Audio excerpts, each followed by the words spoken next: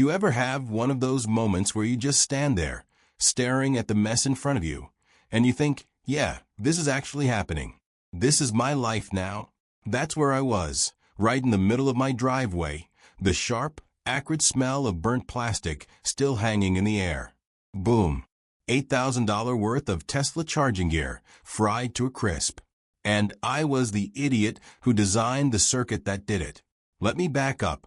See that woman in the designer pajamas, stomping around at 3 in the morning, screaming at her phone like the world owes her a refund? That's Karen, my neighbor. The woman who, for 6 months, was quietly stealing my electricity to charge her precious Tesla. You know the type. Loves to lecture you about eco-responsibility, while she's burning through more power in a week than I do in a month. I'm not exactly new to this. Name's Marcus Fitzgerald. Most folks call me Mac. I'm 52, which means I've been around long enough to know a thing or two about people, and about wiring houses. 25 years as a licensed electrical contractor. I've seen it all. Or I thought I had.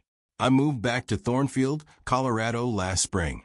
Never thought I'd end up back in my childhood home, but after my marriage of 20 years just kind of dissolved on a rainy Thursday. That's where I landed. It's a quiet suburb, or used to be. Old working folks like my family, with a few tech people moving in from Denver. Folks with Teslas, $300 yoga mats, and opinions about everything. The house has a detached workshop. That's where I spend my evenings, head down, hands greasy, engine parts everywhere. I rebuild old Harleys. There's something about the smell of oil and metal that just resets my brain. Those late nights out there, drinking cold coffee and listening to the engine hum back to life, kept me sane while my personal life went up in smoke. I'd get home from whatever job I was on, eat something barely edible, and by 7 p.m., I'd be out in the shop. I'd stay there until 10, sometimes later if I was in the zone. Honest work. Nothing fancy, but it keeps the lights on and my hands too busy to dwell on mistakes. That routine, it lasted 2 months. Then, just as the leaves started turning, Karen Westbrook rolled into the neighborhood. 38. Worked in tech marketing. Drives a white Tesla Model Y vanity plates. Eco Queen. I'm not kidding. First time I saw her, she was unloading suitcases that probably cost more than my whole wardrobe, with her dog, some kind of fancy golden doodle, trotting along beside her. The kind of dog with a haircut that costs more than mine. Within a week, Karen's at my door. It's 7:05 p.m.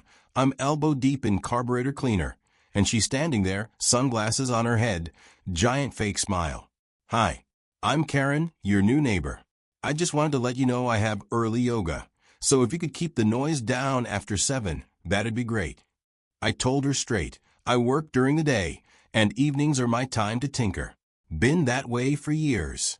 She gave me this little nod, like she was explaining manners to a toddler. Well, maybe you could consider a more community-friendly schedule. That was my first taste of Karen.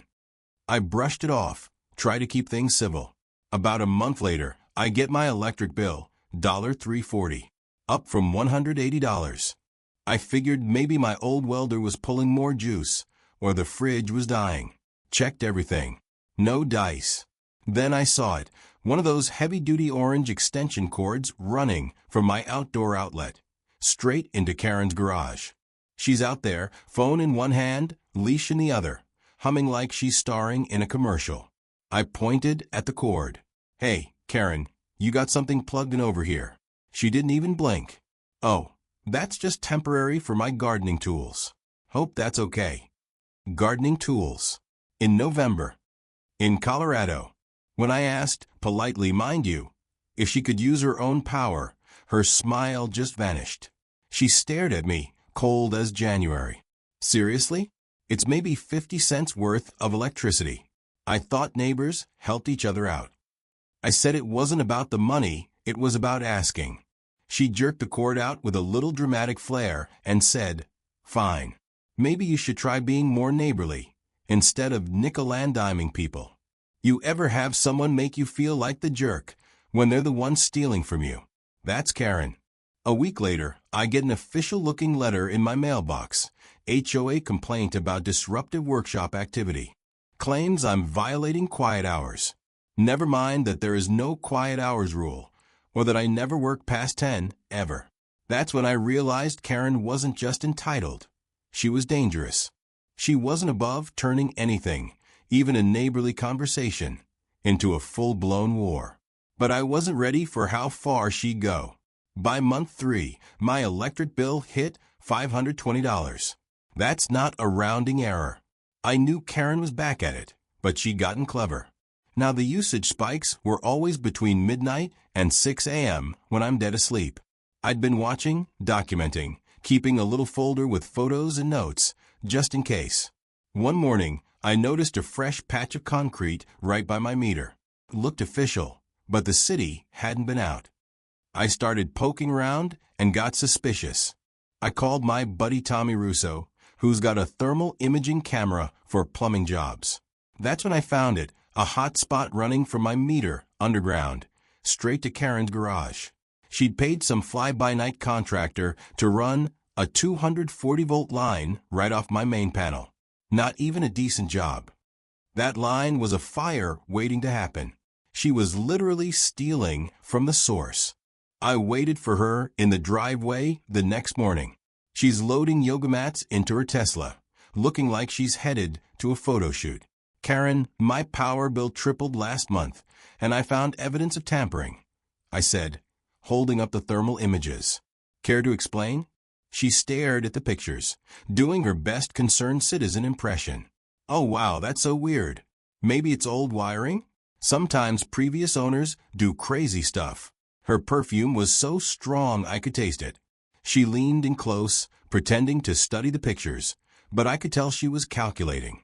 I'm calling the city inspector, I said. You should totally do that, she replied, sliding into her car.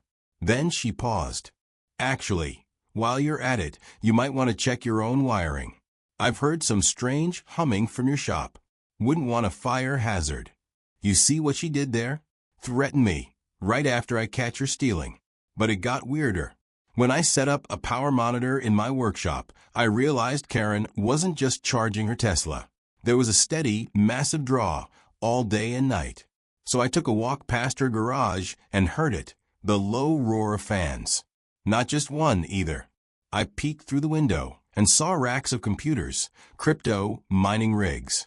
Dozens of graphics cards, all whirring away, cooking the air in there. She'd turned her garage into a sweatshop for Bitcoin. And I wasn't the only victim. A few days later, Mrs. Morgan, she's 70, lives on the other side of Karen, stopped me as I was walking in. She was holding her bill, hands shaking. Mac, my electric bill is over $400. I'm eating cold food, turning everything off, and it keeps going up. I don't know what's happening. I might have to sell my house. That hit me hard. This woman's a Korean War vet. Fixed income. She's been in that house since before I was born. And Karen was robbing her blind. So I did what any decent person would. I rewired my workshop, took it off the shared panel, so Karen couldn't tap it anymore. And I put up cameras. The next time Karen tried to borrow power, I'd have her on tape. Sure enough, a couple days later, I caught her contractor in the act, reconnecting the line, this time right to Mrs. Morgan's panel. The audacity. When she couldn't steal from me, she went after the most vulnerable person in the neighborhood.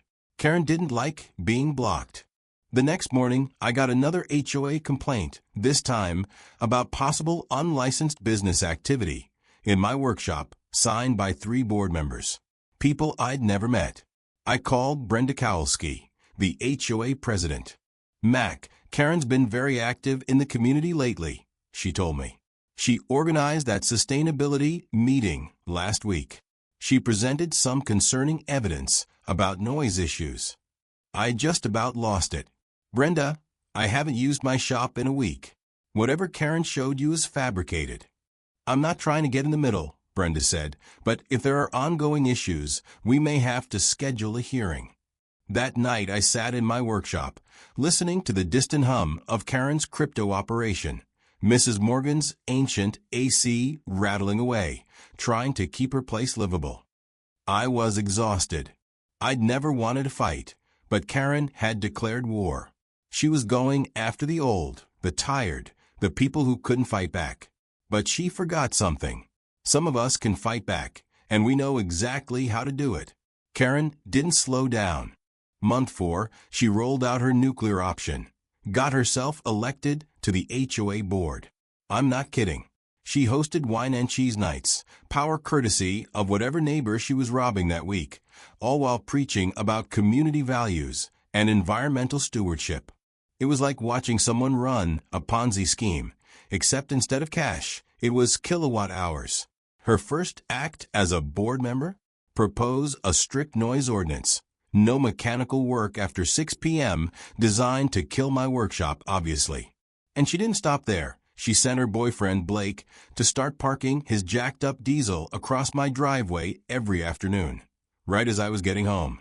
Blake looked like he'd been airdropped from a protein powder commercial. Backwards cap, aggressive jaw, smelled like expensive cologne and gym socks. I tried talking to him. Hey man, you're blocking my driveway. He leaned against his truck. Public street, old man. Maybe talk to your HOA about parking etiquette. The smugness radiated off him. Karen and Blake were a tag team, using community as their personal weapon. But Karen got greedy. At the big neighborhood barbecue she organized, supposedly to celebrate her sustainability initiatives, I noticed something weird. 3 houses, including Mrs. Morgan's, had their string lights flickering and dimming in perfect sync. That's not normal. My electrician's brain lit up. I grabbed my voltage meter, walked the block. What I found: Karen had linked 4 houses together with underground lines, an off-the-books electrical grid.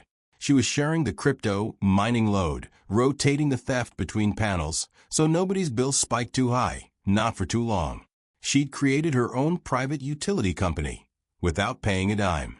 That was the breaking point for me. I started digging into Colorado law.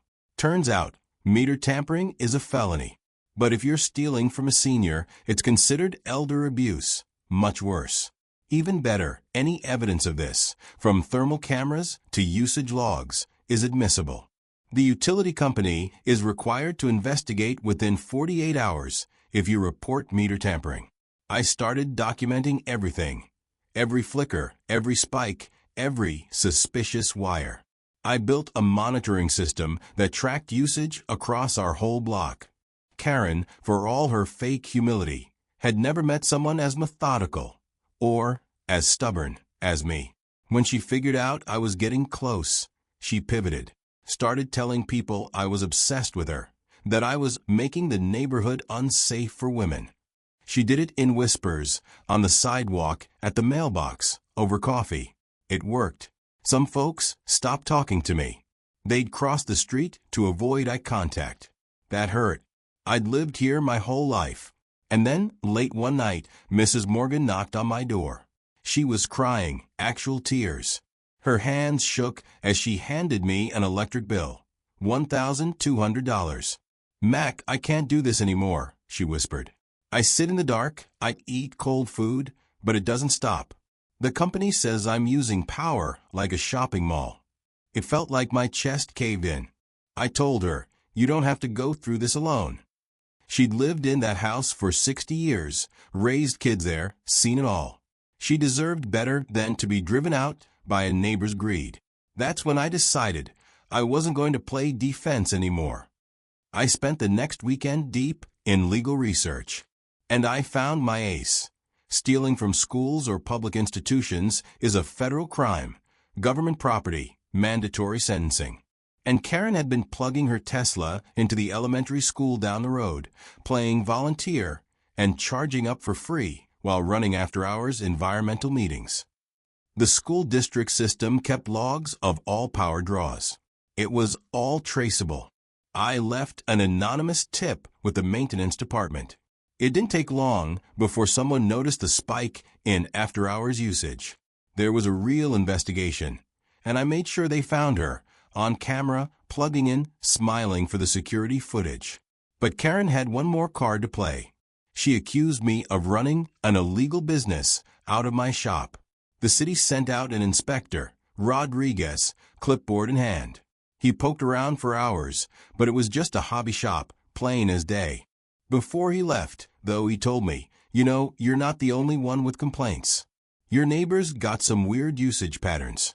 Maybe we'll take a look. That was when things really started to unravel for Karen. Next heat wave, Mrs. Morgan passed out in her kitchen. She'd stopped running her AC to save money. I found her on the floor, rushed her to the ER. That was it, the line. Karen wasn't just a nuisance now. She was a real threat. And then I got a call.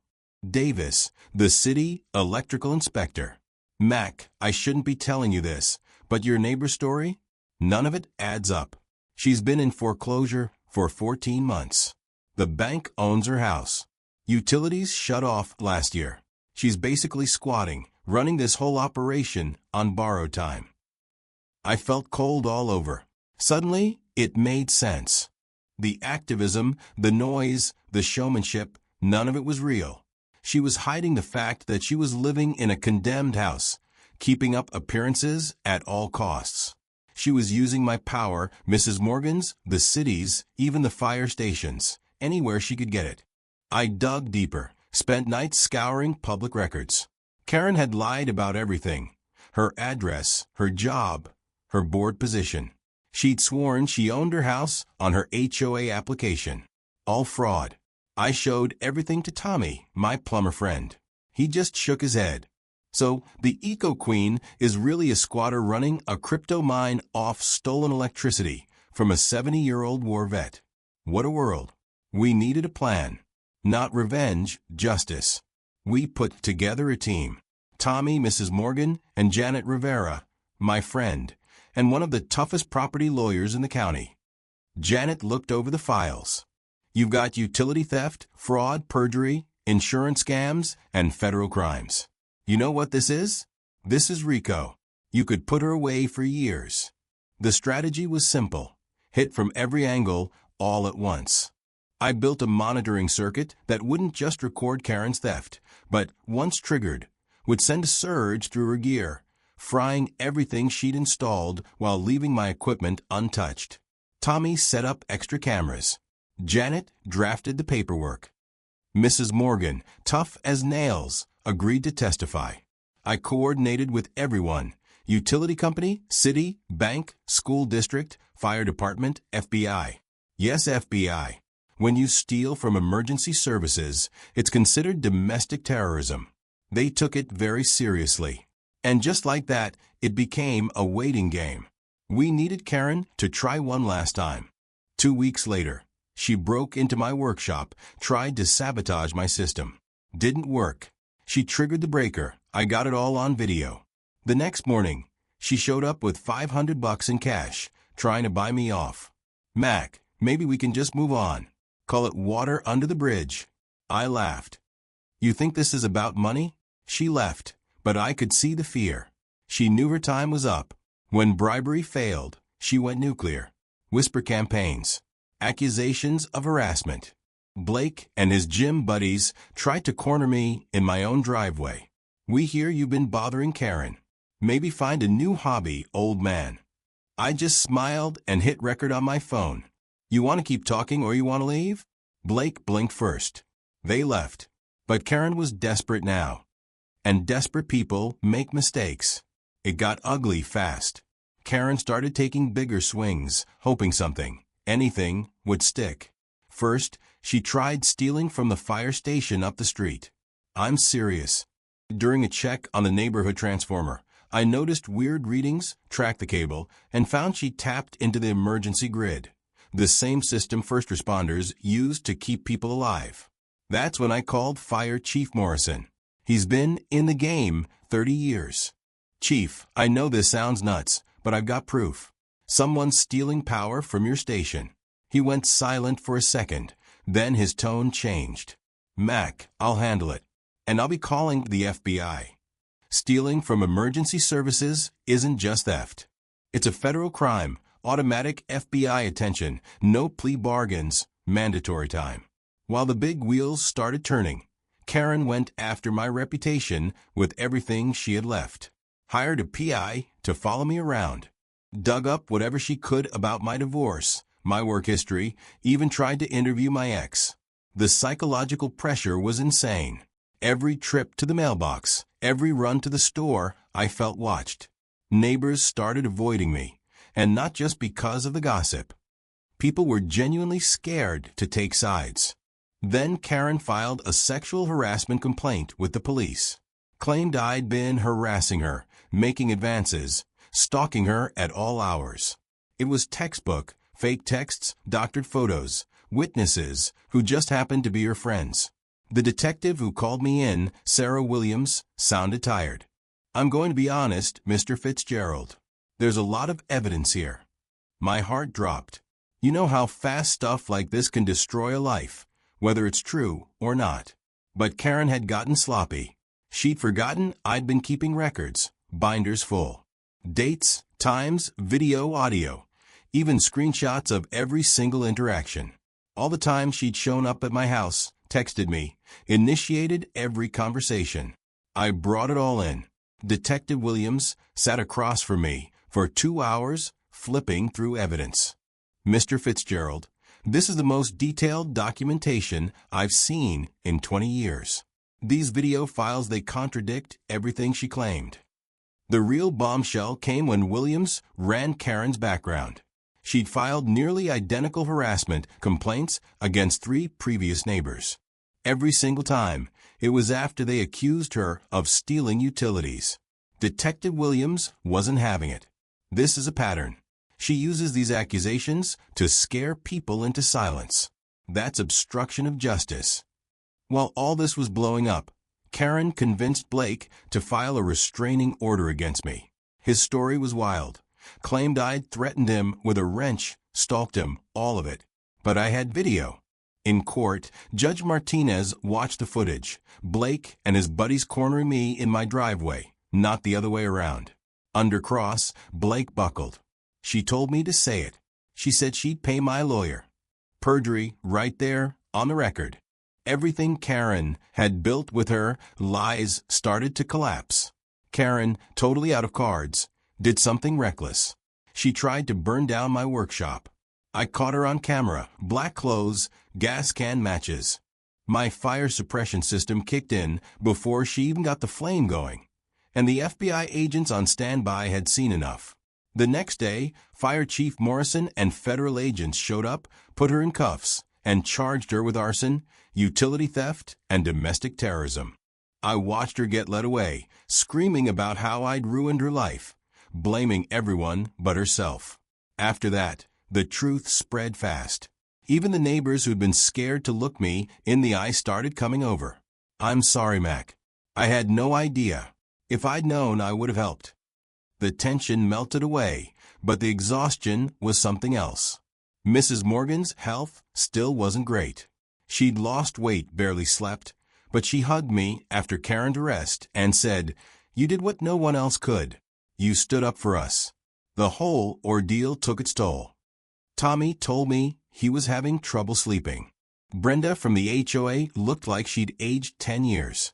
Even Blake vanished. Last I heard, he'd gone back to Ohio, couldn't find work in tech after the court case. But the fight wasn't over yet.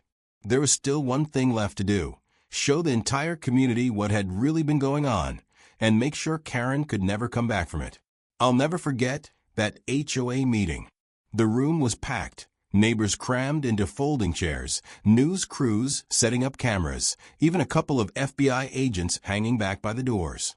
Brenda, the HOA president, opened with her usual calm, but you could tell she was furious.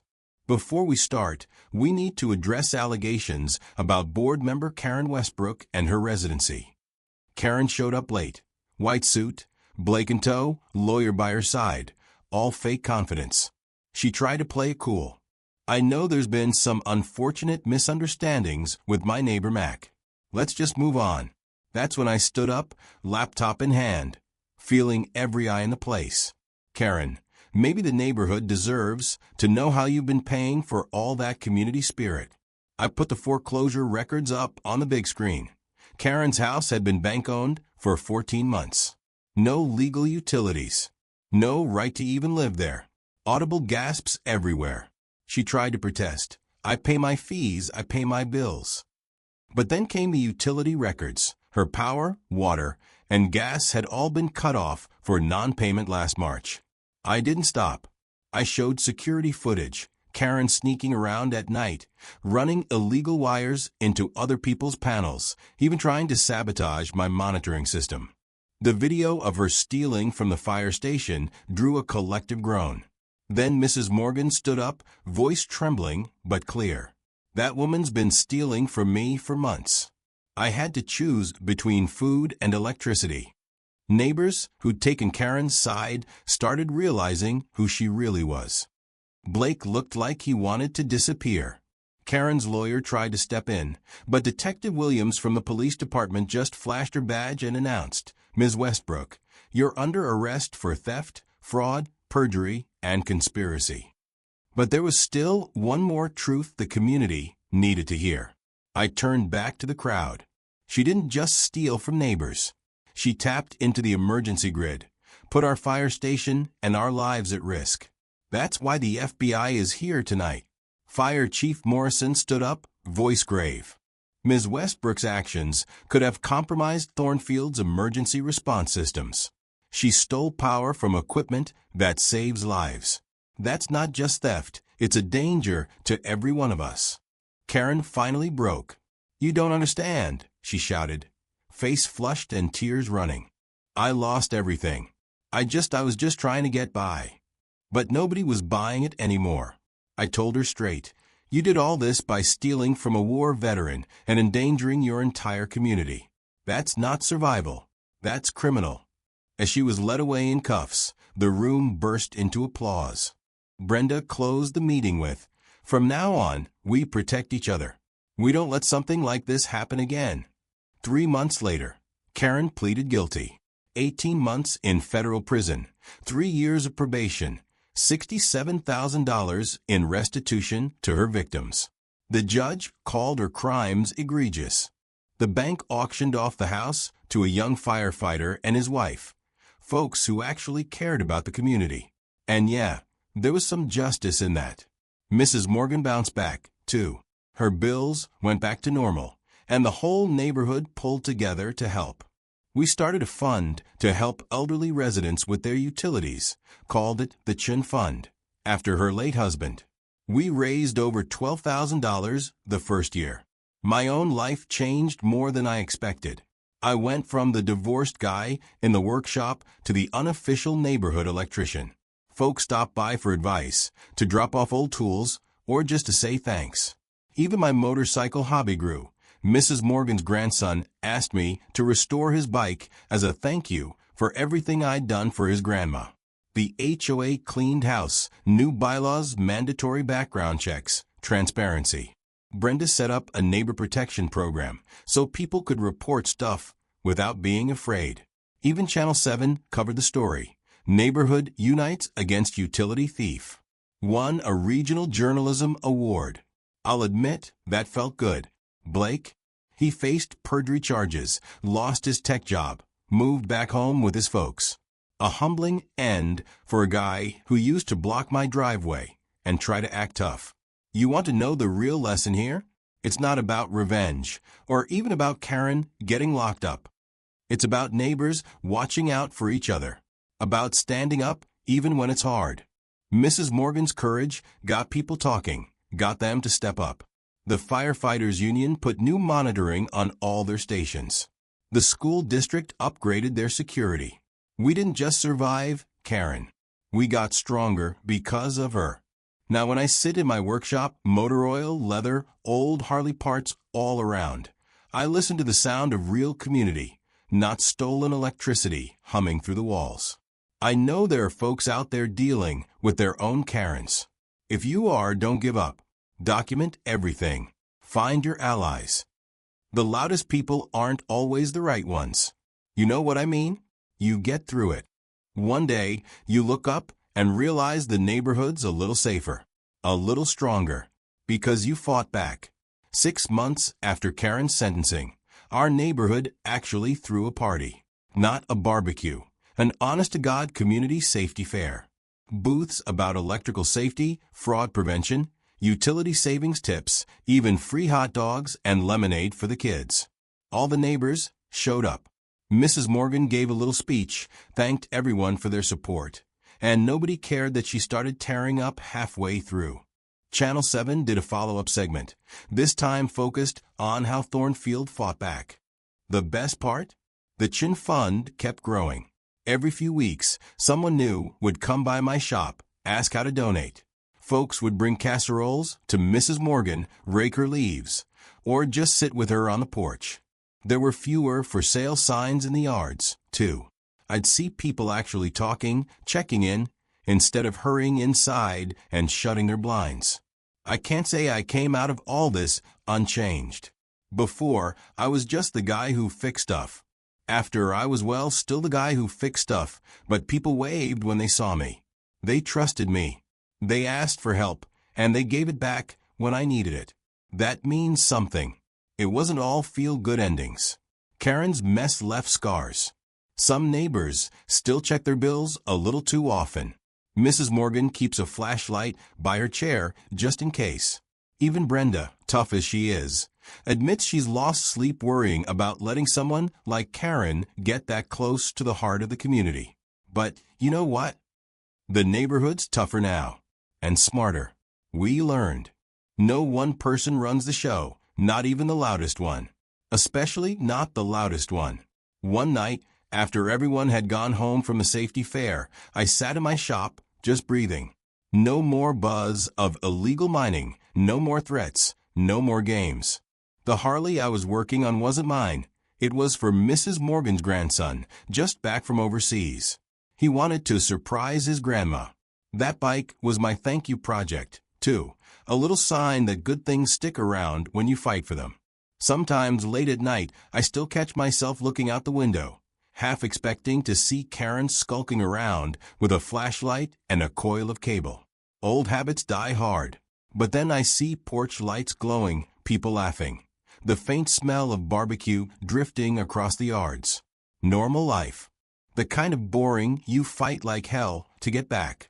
If you've ever dealt with an HOA nightmare, an entitled neighbor, or had something stolen from you, I get it. I really do. My advice? Don't go it alone. Keep records. Find one person to believe you. Don't underestimate the quiet ones, either. Mrs. Morgan didn't yell, but she stood her ground. Tommy was never flashy, but he knew how to get things done. I know not every story ends with the bad guy hauled off in cuffs, the neighborhood cheering. Sometimes you just get through it and keep going. Sometimes the win is just making sure nobody else goes through what you did.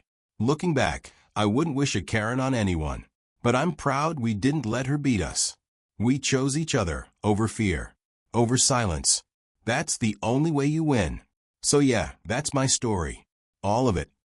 If you made it this far, thanks for listening.